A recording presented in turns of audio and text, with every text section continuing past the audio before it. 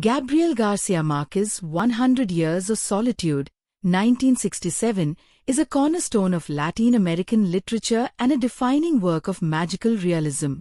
It chronicles the rise and fall of the Buendía family over 7 generations in the fictional town of Macondo, blending the fantastical with the political, the personal with the historical.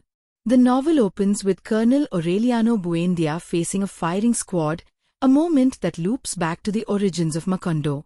The story follows Jose Arcadio Buendía and his wife Ursula Iguerin as they found the town, and traces their descendants through cycles of love, war, solitude, and repetition.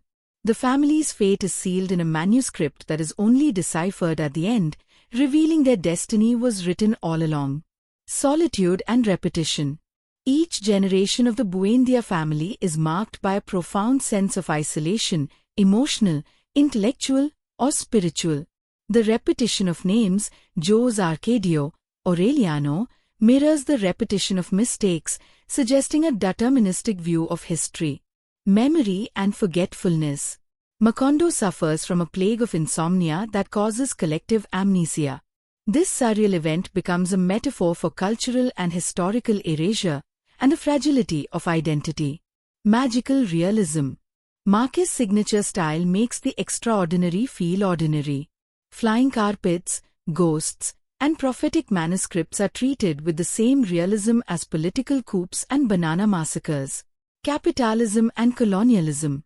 The arrival of the Banana Company and the subsequent massacre of workers reflect real historical events in Colombia.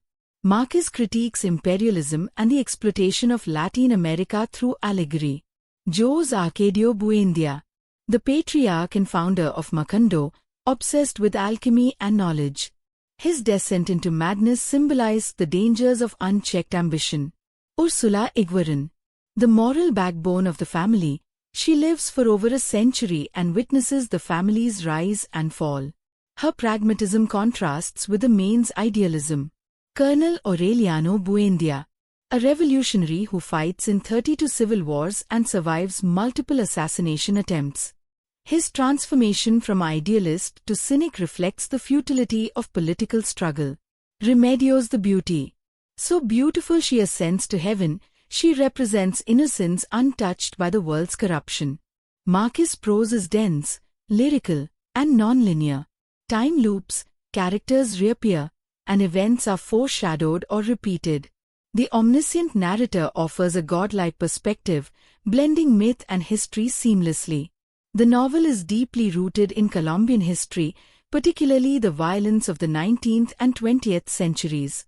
The Banana Massacre is based on the 1928 United Fruit Company strike. Marquez uses fiction to critique real political oppression and social decay.